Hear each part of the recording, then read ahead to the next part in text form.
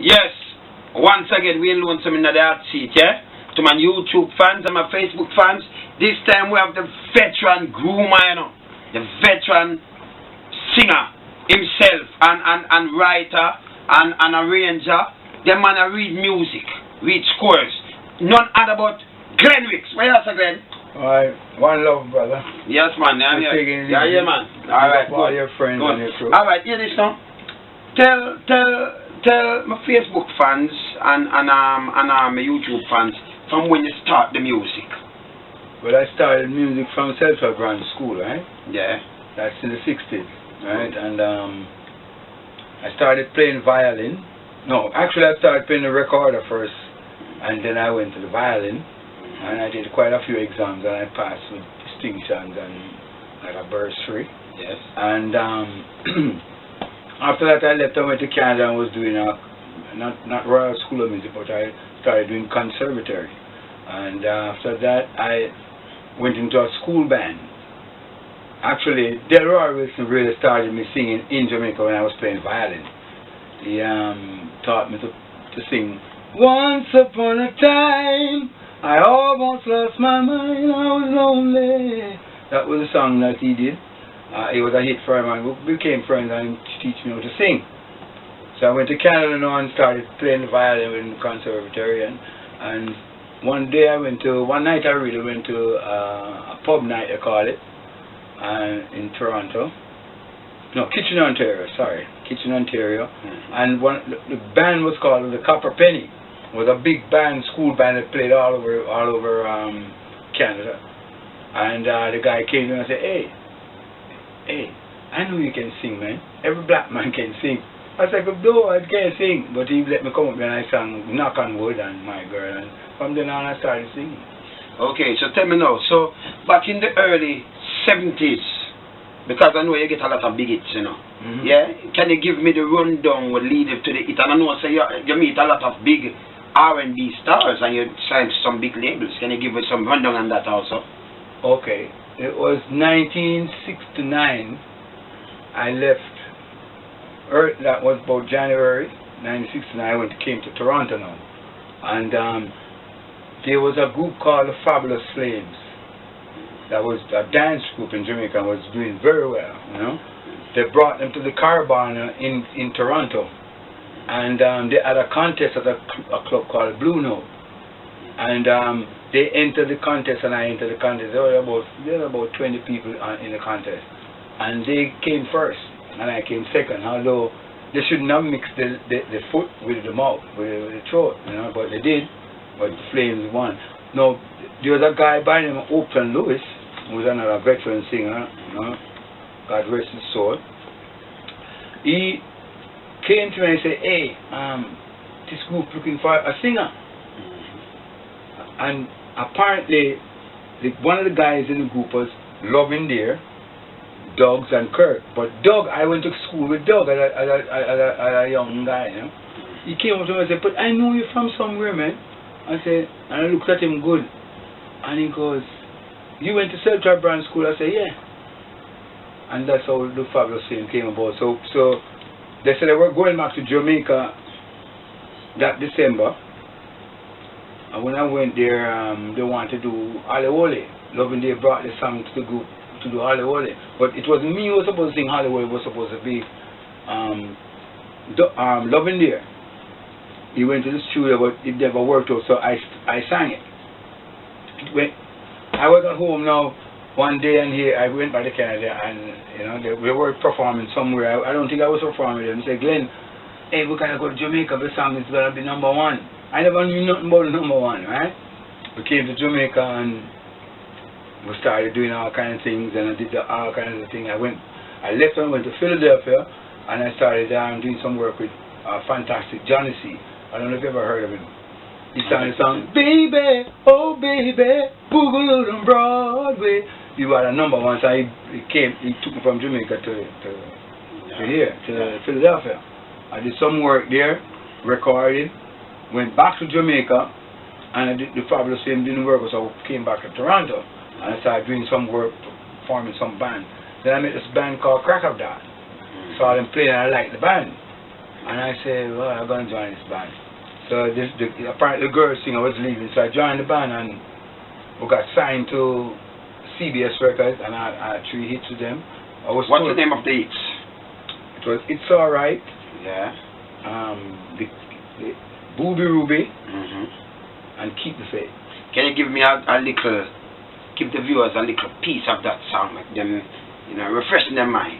Okay, Keep the Faith was Keep the Faith. Let the light come shining through. Keep the faith. The gates all left up to you. Sometimes there just ain't no sunshine, nowhere to be found. But you got to keep believing, it will come shining down. Mad. And the other one? Faith is the key, oh yeah. Good. I have Bumpy, Booby, Ruby. Shakalaka reggae all night long with that kind of funky group, yes, right? Yes. And you had this song now, It's Alright.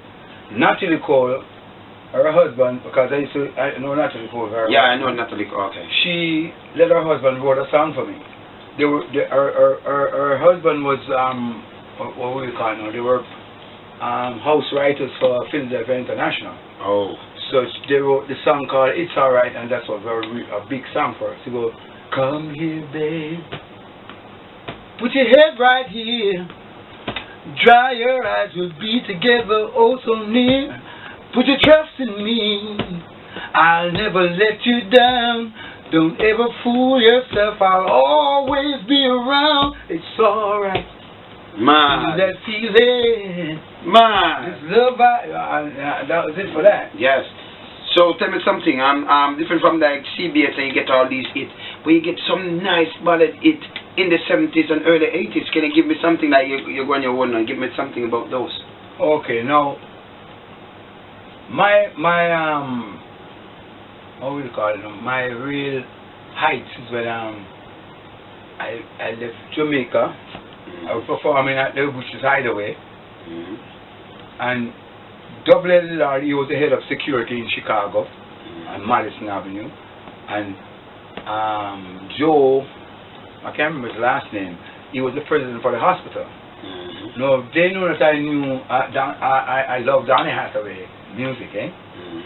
And so when they came back the second time, they brought a little CD thing, not a little CD, a little cassette thing. Yeah.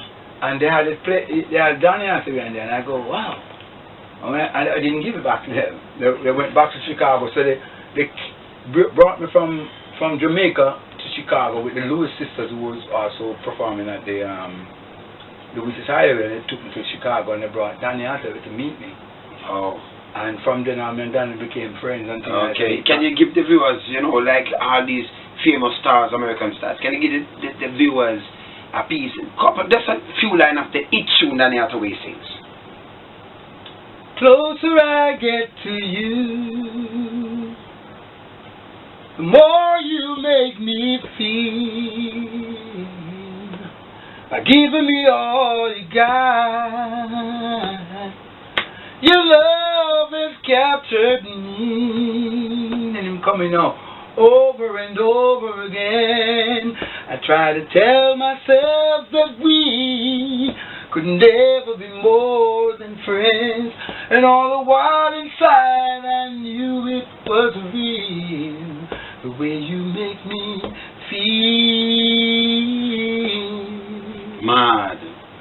Yeah, a lot of songs I did that. Yes, we just want to hang on to the world as it spins around.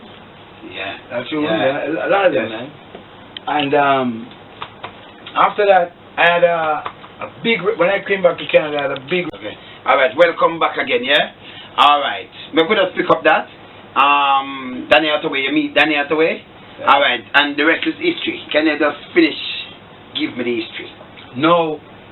Come 1980, that was in the 70s, right? Yeah. 69 up to the 70s. Coming to the 80s now, there was a guy who, now he's the vice president of Warner Brothers. He used to play guitar. His name is David Benson. Now he took me on a tour with the Pointer Sisters. We did right through Canada, And then after that now, a company called, I went to England, and I was supposed to do some music with what do you name again? Heat Wave. Yeah, that's a club where Gulliver's. Yes. A guy by the name of Bonnie Brown, who used to be chosen for, he brought me to the, to meet him and all that stuff. I know Bonnie Brown, yeah. And after that, when I was there, I got a call from Canada stating I should come back. And no matter how much money I'm going to sign over there, I should come back. So when I went back to Canada, they gave me $1 million to do an album. And this is how Heart of My World came about. Heart of My World was a huge success. Yeah. Can you give the audience a couple lines of that particular songs? That song. Heart of my world, you're the part of my world. Heart of my world that keeps me going on. Pride of my world, you're inside of my world. Inside of my world, you're my song.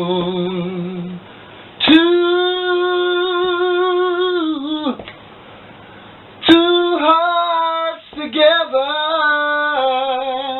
hey,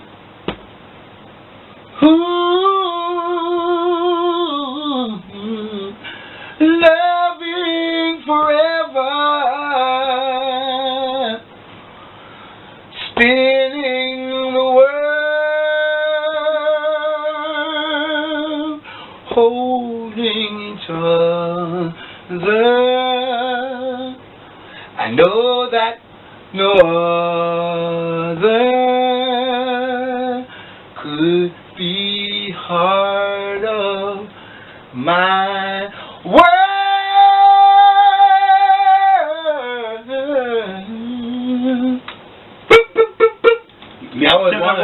Hold on. May I tell them about real singers. That's why I see when them sit down here, Sir Glenn, make interviews and do things. I tell them right now, 2015, I don't voice certain tune. If you're a singer, I'm a voice as a singer. If you're a DJ, I'm a voice as a DJ. I hear sing there, but certain tune we hear some guy with, not me. Yeah. Because I'm most a voice vocalist. You understand me? I'm a DJ also, but I'm most a voice vocalist. You understand? And I know singers. When you hear real singers. Yeah? So give me a couple more of those, of those hit songs that you run up in the 80s. Okay, alright, good. After Filter It, a company called Scorpio came to me to do an album. Now this I Found a Love is really to date my biggest song. Right? Yeah. And it's a Wilson Pickett cover. Yeah. Now, when that song was recorded, a guy by the name of Johnny Taylor, he was the king of soul at the time. So when that year when they put it out, Johnny Taylor put out another version of he went and recorded it and tried to kill mine. And there was an article that came out in Billboard. Johnny Taylor, have you heard the rendition of Glenn Ricketts' I Found a Love? You need to go back to the drawing board. Give me 2 lines of that, Glenn Rick. I found a love. I found a love that I need. Whoa, yeah. The way that woman walks, she sets my soul on fire. Doom, doom, diggy, ding. The way she talks, she's my heart's desire. And if she leaves me, I'll surely die.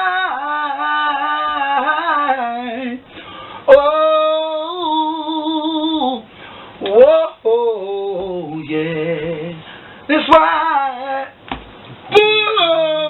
I'm telling you.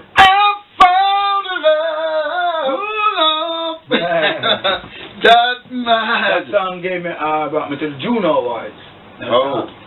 Yeah. And then after that, I came back to Jamaica. Then I started sitting in the backseat, checking it out. Yeah. I'm sitting in the back seat, checking it out. I went to, how can I forget? How can I forget? How can I forget, baby? And I went to, yes, I'm falling in love, only in love. Yes, I'm falling in love with only you. Yes, I'm falling in love, only in love. Yes, I'm falling in love with only you. Hey. And on it goes on. I'm telling you, Glenn, yeah, man, we're glad to have you in the hot seat, man, because you see, we have to give the world, we have to start give the world, you know, and show the respect to the real veterans, them. The pioneers who set certain things and who go out there, go open spaces, who open the places for us. You understand? That music can flourish all over the world, you know. Hey, me see you do a dub for me, you know. You see this dub? I'm going to play it, you know, you can sing along with it. But me I say the way it mad. National sound, the champion sound, the leading sound. You know you run things. All Lonesome, pick up a man. Mama, I want pick up. Can you want this family and all of these Kingston. A matter of fact, hear what I want to do. Hear what I want to do, Glenn. Yeah. Hear what I want to do. I don't want to just sing that. I want to play, because if I can do this if I have time, I want to play the rhythm. And make you sing a piece of that live. Huh? Right? Yes, man. I'm going to play the rhythm and then you just sing a piece of that live for me, yeah? Ready? Okay. Right. Yeah, man. The third and final segment now, Glenn. I'm going to play a piece of this rhythm because when you do this for dub, for run things sound, my sound, may I tell you, say, appear people, everybody here, it is like a goose pimple, you know. So I'm going to just play the rhythm by itself. Yeah. And then you just give me your rendition of this song, your cut of this song, yeah? Yeah.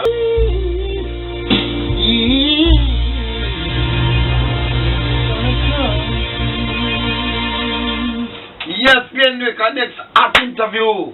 Yeah. You tell you all kind of people you can look out for any veteran in the hot seat, yeah? This interview your art.